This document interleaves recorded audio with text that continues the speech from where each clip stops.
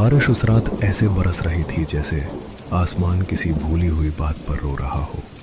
पुराने घर का हर तख्ता हवा के साथ कराहता था और आंगन के बीच रखा छोटा सा दिया अंधेरे से जिद करके लड़ रहा था। उसी पीली रोशनी में दादाजी का झुर्रियों भरा चेहरा कभी शांत दिखता, कभी अजीब डरावना। चारों बच्चे कंबल ओढ़े उनके और भी पास खिसक आए। दादाजी, आज वाली कहानी डरावनी होनी चाहिए, बहुत ज्यादा डरावनी। हाँ, लेकिन इतनी भी नहीं कि मैं रात भर सो ना पाऊं। अरे तुम तो वैसे भी हर आवाज पर डर जाती हो। मुझे भूत वाली नहीं, गांव वाली कहानी सुननी है, जिसमें सच जैसा लगे। सच जैसी नहीं बिटिया, कुछ कहानियां सच से भी भारी होती हैं। मतलब ये कहानी सच है? लोग कहते हैं जो मैंने सुना वो हुआ था, और जो हुआ था उसे आज भी कुछ लोग याद नहीं करना चाहते। तो फिर आप हमें क्यों सुना रहे हैं? क्योंकि कुछ बातें देर से सही लेकिन अगली पीढ़ी तक पहुंचनी चाहिए, वरना गलती फिर दोहराई जाती है। कौन सी गलती? किसकी? धीरज रखो, रात लंबी है और उस गांव की रात उससे भी लंबी थी। दादाजी ने अपनी ऊनी शाल कसकर खींची, फिर दिए की लौ को हथेली से बचाया। गरज इतनी पास सुनाई दी कि बच्चों ने एक साथ कंबल पकड़ लिया। दादाजी ने सबको देखा, जैसे तौल रहे हों कि कौन कितना सुन पाने लायक है। फिर उन्होंने गहरी सांस ली। तुमने कभी सोनापुर का नाम सुना है? नहीं, हमारे गांव के पास है क्या? अब नहीं, नक्शे में भी उसका नाम धुंधला पड़ चुका है। लेकिन बहुत साल पहले पहाड़ियों और काले साल के जंगल के बीच एक छोटा सा गांव था, सोनापुर। वहां क्या हुआ था? वही जिसने उस गांव को गांव से ज्यादा एक चेतावनी बना दिया। दादाजी की आवाज धीमी थी, मगर हर शब्द साफ सुनाई देता था, जैसे वो कहानी नहीं, किसी बंद कमरे का दरवाजा खोल रहे हों। बारिश की लय के बीच बच्चों को अब अपने ही दिल की धड़कन सुनाई देने लगी थी। सोनापुर छोटा था पर खुशहाल था। खेत अच्छे थे, कुआं मीठा था और लोग एक दूसरे के दुख सुख में साथ खड़े रहते थे। फिर वो श्रापित कैसे हो गया? हर श्राप अचानक नहीं आता मीरा, कभी कभी लोग खुद उसे बुलाते हैं, अपने लालच से, अपने डर से। गांव वालों ने क्या किया था? गांव के किनारे एक पुराना पीपल था, इतना पुराना कि बुजुर्ग कहते थे उनके दादा ने भी उसे वैसा ही देखा था। उसके नीचे एक छोटा पत्थर रखा था जिस पर रोज शाम एक दिया जलाया जाता था। किसके लिए? कोई ठीक ठीक नहीं जानता था। कोई कहता वो गांव की रखवाली करने वाली आत्मा का स्थान है, कोई कहता जंगल की देवी का। लेकिन एक बात सब मानते थे, सूरज डूबने के बाद उस पीपल के पास शोर नहीं करना और वहां से कुछ उठाकर घर नहीं लाना। बस इतनी सी बात? डर हमेशा बड़ी चीजों से नहीं जुड़ा होता बेटा, कई बार सबसे छोटे नियम ही सबसे भारी पड़ते हैं। क्या किसी ने नियम तोड़ा? हाँ, और वही इस कहानी की शुरुआत है। कौन था वो? गांव का एक आदमी, रघुवीर। मेहनती था पर बेचैन, जितना मिलता उससे ज्यादा चाहता। लोग कहते थे उसकी नजर हमेशा दूसरों की चीज पर रहती थी। क्या उसने पीपल से कुछ चुरा लिया? एक बरसाती शाम, ठीक ऐसी ही रात में उसने उस पत्थर के पास रखा पीतल का छोटा घंटा उठा लिया। घंटा? इतना सा? हाँ, घर लाकर उसने हंसते हुए कहा था, धातु ही तो है, इससे क्या बिगड़ जाएगा। फिर क्या हुआ? तीसरी रात उनके घर का सबसे छोटा कमरा भीतर से बंद मिला और अंदर से घंटी की बहुत धीमी आवाज आती रही। टन टन टन, जबकि घंटा तो रसोई की शेल्फ पर रखा था। फिर क्या हुआ? सोनापुर में तब एक बूढ़ी औरत रहती थी। सब उसे बैसाखी वाली अम्मा कहते थे। वो कम बोलती थी, पर गांव के पुराने नियम उसे सबसे ज्यादा याद थे। उसने क्या कहा? उसने रघुवीर से कहा, जो उठाया है उसे सूरज निकलने से पहले वापस रखाओ और जाते समय पीछे मुड़कर मत देखना, क्योंकि पीछे हमेशा वही खड़ा होता है जिसे तुम देखने की हिम्मत नहीं रखते। रघुवीर गया? गया। भोर से पहले बारिश थमी भी नहीं थी। वो घंटा कपड़े में लपेटकर पीपल तक पहुंचा। पत्थर के पास उसे रखा भी। तभी उसके पीछे से किसी छोटे बच्चे की आवाज आई, मेरा दूसरा वाला कहाँ है? मतलब उसने एक से ज्यादा चीजें ली थी। यही राज था। घंटा अकेला नहीं उठा था, उसके साथ वहां एक छोटी चांदी की पायल भी रखी थी और वो रघुवीर ने अपने घर में छिपा दी थी। घर जब वापस पहुंचा तो वहां अब पायल नहीं थी। तो वो वापस चली गई। काश। उस दिन के बाद हर रात गांव में किसी न किसी घर के बाहर वही छोटी पायल छनकती सुनाई देने लगी। कोई बाहर निकलकर देखता नहीं था? पहले पहल 2 जवान निकले भी, हाथ में लालटेन लेकर। सुबह उनकी लालटेन तो मिली, पर दोनों आदमी नहीं मिले। कभी नहीं मिले। फिर लोगों ने क्या किया? भागने की कोशिश की, बैलगाड़ी तैयार की, पत्नी और बेटे को बैठाया, लेकिन जैसे ही गांव की हद पार करने लगा, बैल बीच रास्ते घुटनों पर बैठ गए। फिर उस बैसाखी वाली अम्मा ने क्या कहा?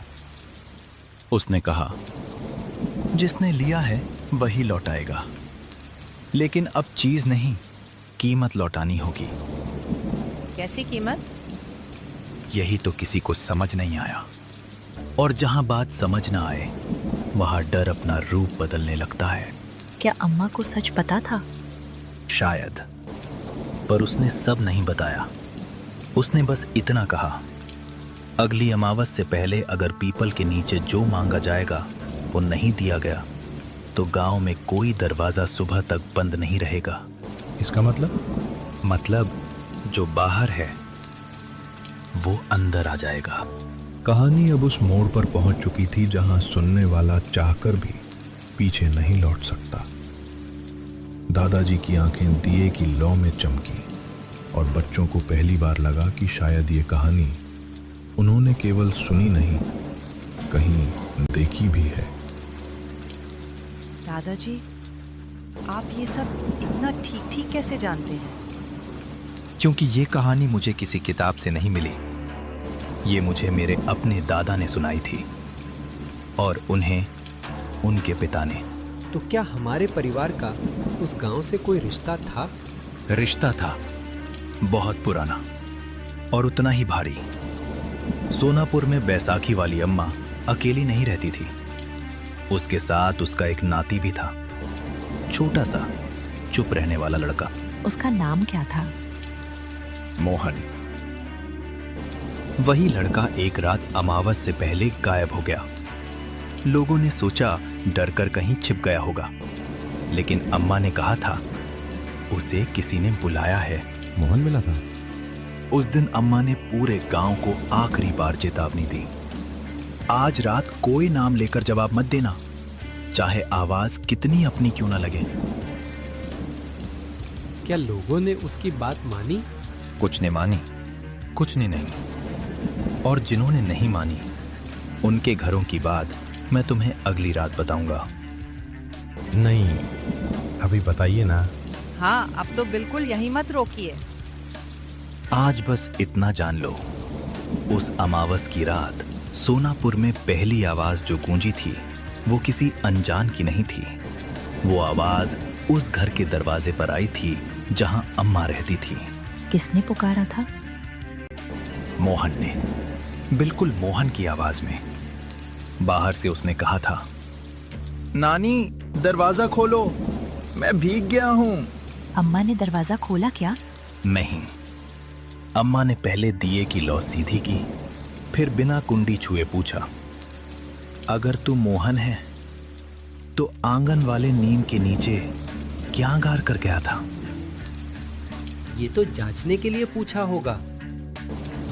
हाँ, क्योंकि असली मोहन दोपहर में ही खेत पार वाले चाचा के घर भेजा गया था।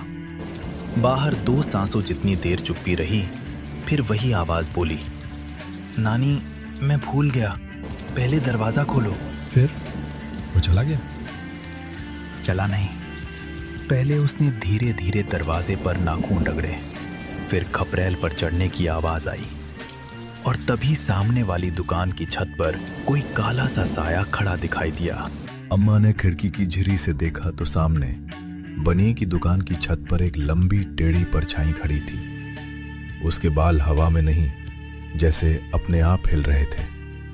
उसी समय गली के मोड़ से मेरे दादा, तब जवान थे, अपने 3 साथियों के साथ दौड़ते आए।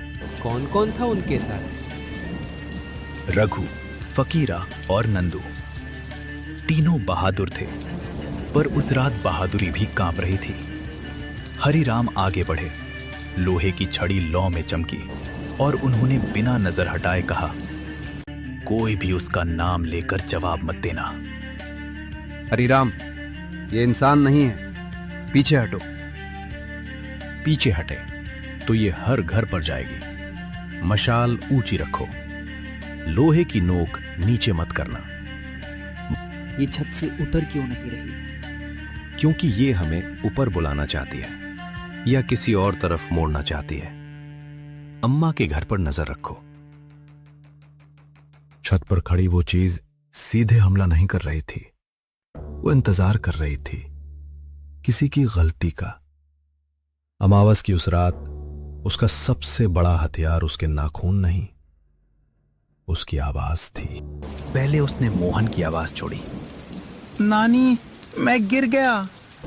फिर उसी सांस में वो आवाज बदलकर एक औरत की हो गई, दरवाजा खोलो बहन, बच्चा बीमार है।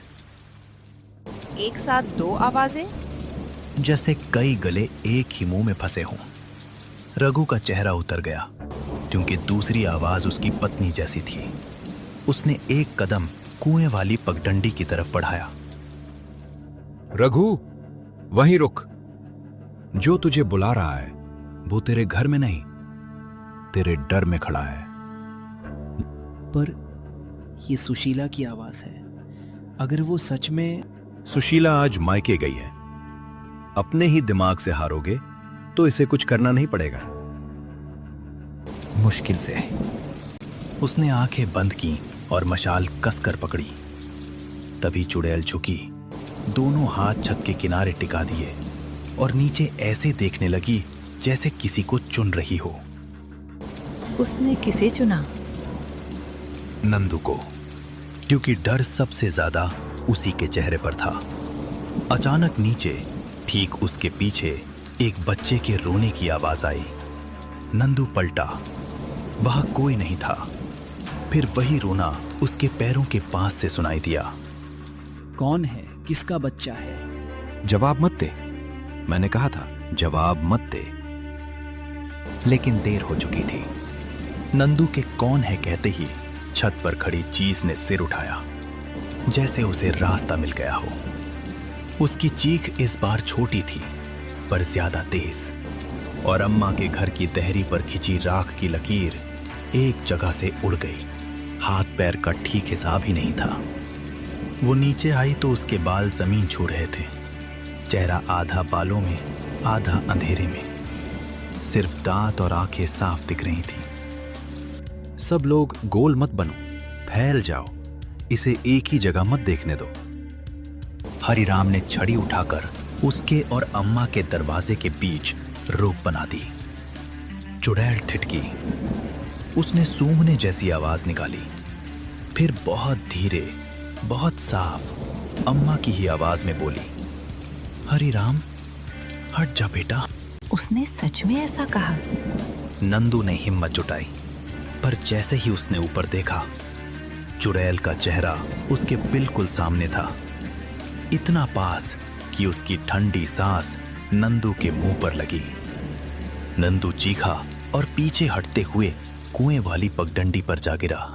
वही उसका असली इरादा था, घर के भीतर घुसना नहीं, किसी एक को अलग करके जंगल की तरफ ले जाना। नंदू गिरा और अगले ही पल उसके पैरों के पास से काले बालों जैसी कोई लपट लिपटी। बचाओ, मुझे पकड़ लिया इसने। हरिराम, ये इसे घसीट रही है। चुड़ैल सीधी दौड़ी नहीं, वो पीछे हटती गई, जैसे नंदू को खींचती हुई बुला रही हो। पगडंडी खेत के किनारे से मुड़ी, फिर बबूलों के झुरमुट में घुस गई। गांव की आखिरी दीवार पीछे रह गई, आगे सिर्फ जंगल का काला मुंह था। क्या वो लोग जंगल में भी गए? गए, क्योंकि अगर नंदू को छोड़ देते तो सुबह उसका शरीर भी शायद न मिलता। हरिराम सबसे आगे थे, लोहे की छड़ी एक हाथ में, दूसरे में आधी बुझी मशाल। रघु पीछे पीछे और फकीरा घायल बाह दबाए। हरिराम, जल्दी, ये मुझे नीचे खींच रही है। आवाज सुनते रहो, नजर मत भटकाना। ये वही पुराना कुंड था जिसके बारे में अम्मा ने मना किया था, सूर्यास्त के बाद उधर न जाने को। हरिराम समझ गए कि वो चीज अपने ठिकाने के पास आ चुकी है और यहाँ उसका जोर गांव से कहीं ज्यादा होगा। रुगु, फकीरा, नंदू को मेरी आवाज पर खींचना, मैं इसे रोकता हूं। अकेले मत जाओ, इसकी चाल समझ नहीं आ रही। चाल समझने नहीं, तोड़ने आया हूं। लोहे को आगे रखना, अगर मैं नाम लेकर भी पुकारूं तब भी जवाब मत देना। अपने ही नाम से भी नहीं? नहीं, क्योंकि अब वो हरिराम की आवाज भी निकाल सकती थी। ये सुनकर बच्चे जैसे तुम अभी बैठे हो, वैसे ही उस रात गांव वाले अपने घरों में सिमटे बैठे थे और जंगल में 4 आदमी मौत के बिल्कुल पास खड़े थे। हरिराम एक कदम आगे बढ़े, मिट्टी में छड़ी की नोक कड़ी। उन्होंने ऊंची आवाज में कहा, जिसे भूख है वो मुझसे बात करे, जिसे छल चाहिए वो अंधेरे में छिपा रहे।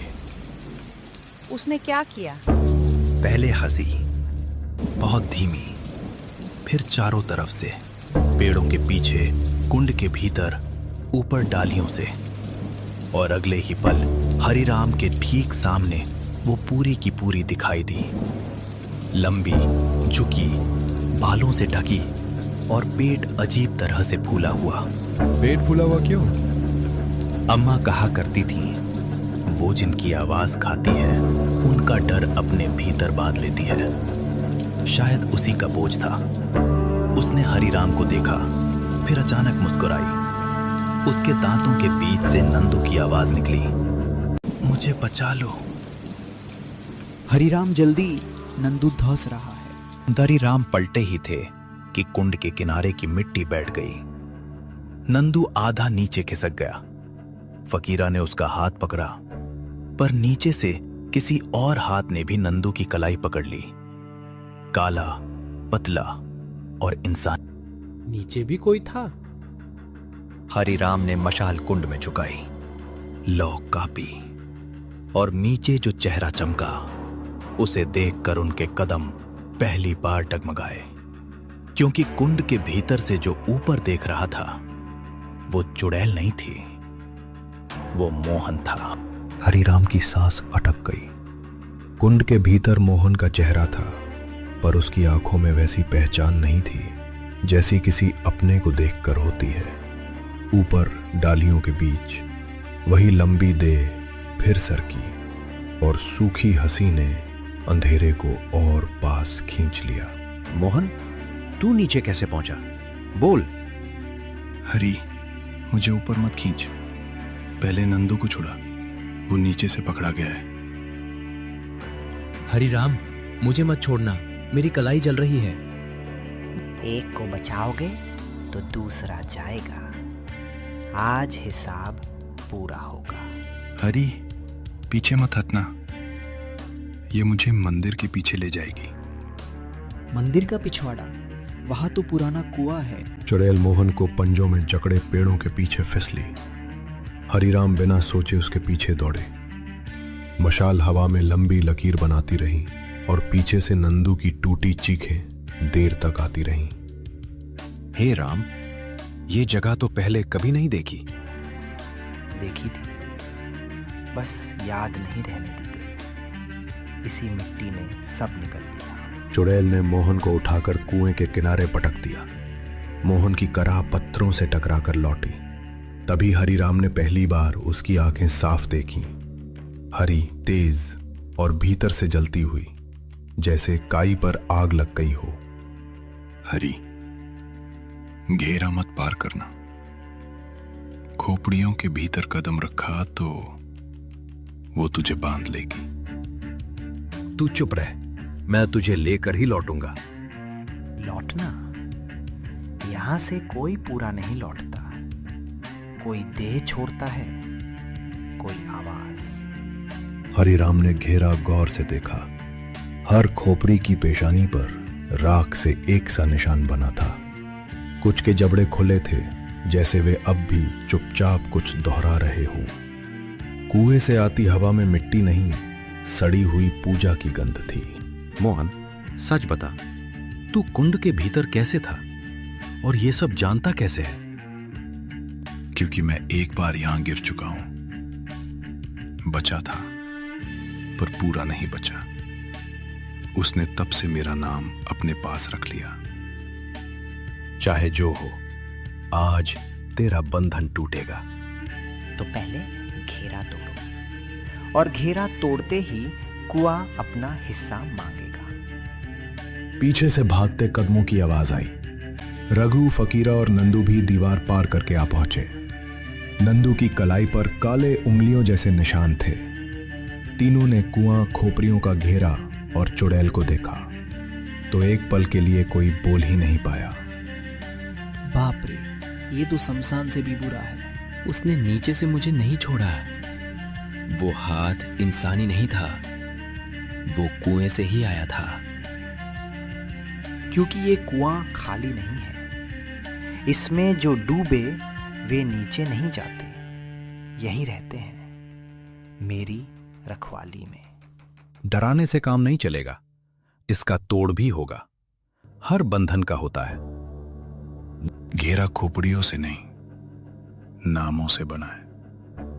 हर खोपड़ी में किसी का नाम बंद है। जो नाम वापस ले ले, वही घेरा कमजोर करे। तो शुरू करते हैं। कौन सी खोपड़ी किसकी है, ये कैसे पता चलेगा? जवाब चुड़ैल ने दिया।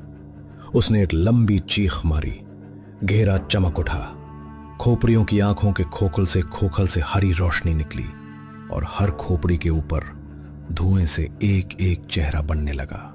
गांव के लोग, खोए हुए बच्चे, बूढ़े और कुछ ऐसे जिनको वे पहचानते भी नहीं थे। सब ध्यान से सुनो। जो अपना दिखे उसका नाम लो। आंख उसकी तरफ रखो, चुड़ैल की तरफ नहीं। राम सहाय, राम सहाय, राम सहाय।